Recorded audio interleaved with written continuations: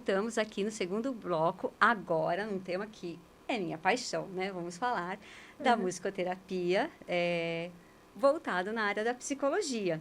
Você já me disse que a sua área, ela tem uma abordagem ali mais psicanalítica. Então, Sim. me conta, porque eu amei isso.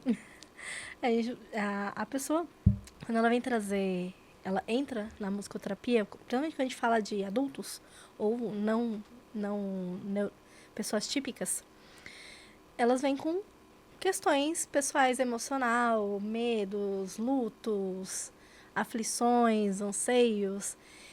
E uma das abordagens é a musicoterapia plurimodal. Plurimodal. Plurimodal, isso. E ela, na musicoterapia plurimodal, a gente busca a análise, analisar as situações. Só que essa análise se passa a partir dos sons. Porque o som mostra tudo que a pessoa está sentindo. Olha que interessante. Então, quando a pessoa está com medo, está com ansiedade, está com aflição, ela vai transmitir aquilo no som. Mas isso é muito particular, é muito individual ou normalmente é um som, o som de medo é esse? Não, Não, é individual. é individual. Você percebe ali pela aflição da pessoa quando ela está tocando. E uma das formas que a gente tem para fazer essa análise, a gente grava a sessão, o áudio da sessão. Aí a gente faz a análise daquele áudio e depois compartilha essa análise com o seu paciente. Olha, que bacana. E aí isso vai ajudar o paciente a fazer as conexões ali da situação, a entender melhor o que estava acontecendo naquele momento e chegar nas suas próprias soluções, né? Nas suas resoluções. Sim, porque é uma maneira, né, Thaís, de você lidar com o problema, porque normalmente as pessoas elas querem esconder o problema, então por isso, infelizmente, muitos não buscam tratamentos, porque não, eu vou em frente, coloco o problema para debaixo do tapete, embaixo da cama, e quando vai dormir tá com medo do monstro embaixo da cama, né? Então vai empurrando e é uma maneira de você aprender a lidar com isso. Nossa, isso, porque justamente bacana. às vezes a pessoa ela tem inclusive dificuldade de se expressar verbalmente. Sim. Então, ela tem aquele medo de falar o que ela está sentindo, medo do julgamento, que às vezes a pessoa até vai para terapia, mas tem medo que o terapeuta esteja julgando, que a gente não julga, a gente é sempre neutro, né, com o paciente. Mas, às vezes, a pessoa ela chega com esses medos, com essas inseguranças. Só que o som, ele não mente. Então, se a pessoa está nervosa, ela vai expressar o nervosismo no instrumento. Se ela tá com medo, ela vai expressar. Agora, a pessoa não precisa saber tocar. Não, ela não precisa saber. Porque é justamente conseguir colocar o que ela está sentindo da forma que ela achar que tem que sentir, que expressar. Agora, uma coisa que eu vejo muito no tratamento em psicoterapia é que ainda é muito triste para mim. E queria saber, na sua área, como é. Infelizmente, as pessoas só procuram quando o problema já está instalado. E, às vezes, quando segurou por muito tempo e agora não aguento mais. É assim também, a musicoterapia, ela tem como fazer um trabalho preventivo? Sim. Você não necessariamente precisa esperar chegar o problema para fazer esse trabalho. Você já pode aprender a educar a sua mente, a se preparar. Sim. Explica isso para nós. A pessoa ela pode fazer a musicoterapia em qualquer momento, em qualquer fase da vida, tendo algum problema pessoal para resolver ou não. Justamente como uma forma de prevenção. Sim. Né? E aí, quando ela chega na musicoterapia de forma preventiva, a gente vai buscar, principalmente quando a gente fala da psicanálise, a gente vai buscar ali nas origens, né? Que é a infância. Então, vai resgatar, vai fazer perguntas ou dar direcionamento para a pessoa tocar com recordações que ela tem da infância, por exemplo. Então, conta para mim, vamos dizer, né? Vai lá no instrumento, escolhe o instrumento que você mais te atraia ali naquele momento e conte para mim como que você reagia na infância quando recebia uma negativa. Então, por mais que às vezes a pessoa não tem problemas que ela acredite com a negativa, mas é um problema que tá ali nela, só que ela não tá conseguindo enxergar, aí ela vai ali no instrumento e ela vai contar como que ela recebe a negativa. Sim. E às vezes o que ela nem estava percebendo, né, ela consegue se expressar. Eu fico imaginando, né, que deve ser uma terapia muito gostosa de realizar, porque o som, ele é independente, sempre o som acaba sendo algo agradável, né? Na maioria das vezes, ainda mais quando você escolhe. E você vai lidando isso de forma sutil. É como se você... Eu vejo assim, é como você encarar o seu problema de uma forma amigável. Dá essa impressão. E é assim mesmo que o paciente acaba acolhendo Sim, isso. sim. Dificilmente tem ali um momento de crise num trabalho de musicoterapia, ou já aconteceu de você pegar alguma crise, a pessoa, né, a gente fala de ter um insight ali, ter uma catarse de... Já aconteceu tanto com crianças neurodivergentes, já aconteceu delas Sim, acabar acredito que é. desencadeando uma crise, Uhum. como já aconteceu com uma adulta, que ela também era neurodivergente, mas ela tinha uma questão muito mais de convulsão. Tá. E aí, quando ela foi fazer ali a dinâmica, ela estava num período da vida dela meio desregulado, e aí isso ativou esse desregulado da vida dela, e ela entrou numa crise. Tá.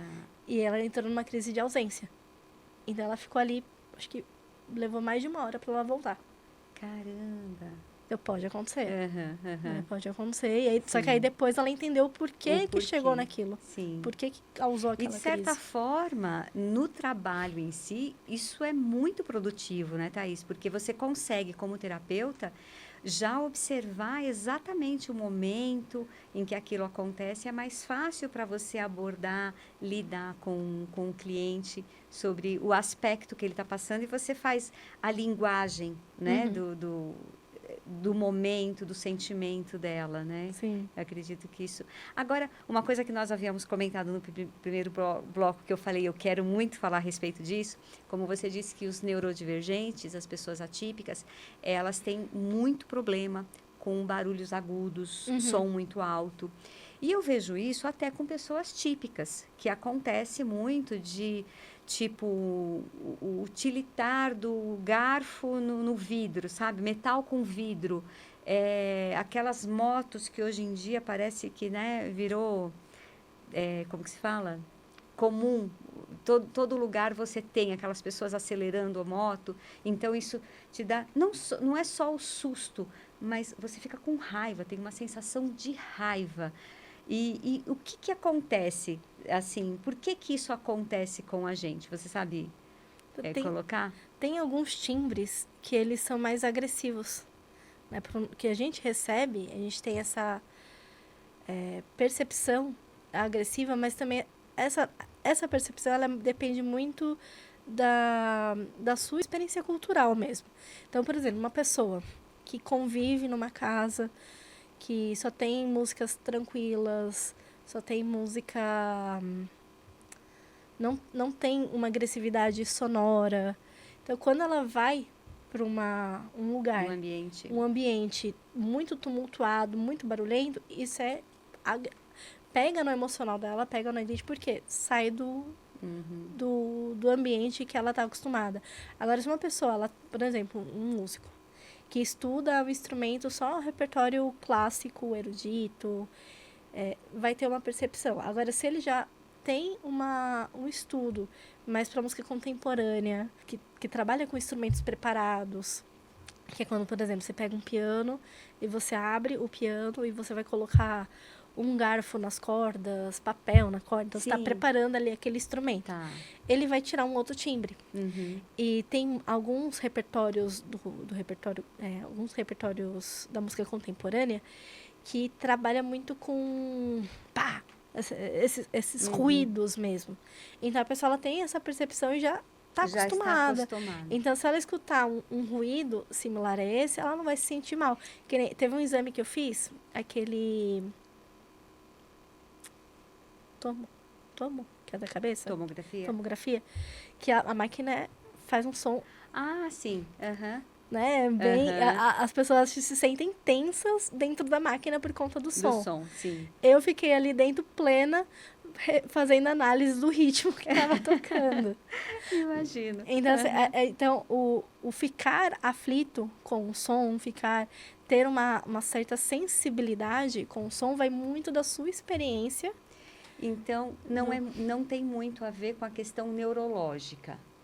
Porque, assim, eu já ouvi dizer que algumas pessoas não conseguem lidar com barulhos muito estridentes, por exemplo, por conta que tem alguma questão neurológica.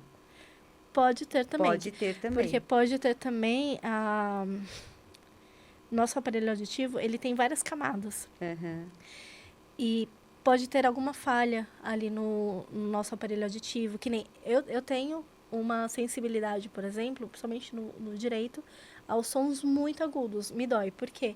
Os meus cílios do lado direito, eles estão com uma defasagem ali para a região aguda. Tá. Então, isso me dói. Então, quando você escuta um som muito agudo, você sente dor Eu mesmo. sinto dor. Uhum. Então, pode acontecer isso também. Né? Agora, a questão de sentir a raiva, aquele impulso, aí já não seria uma questão neurológica, estaria mais ligado ao psicológico. É mais Porque neurológico você sentiria dor. Então, por exemplo, tá uma dor de cabeça, né? Aquela dor, né? Do impacto. isso, Seria sente. isso. Agora, quando está ligado à emoção, É não porque seria... aquele som, por exemplo, ele te ativa alguma memória Sim. que te dá aquela emoção da raiva. Como, por exemplo, eu crescia com meu pai batendo a porta. Uhum.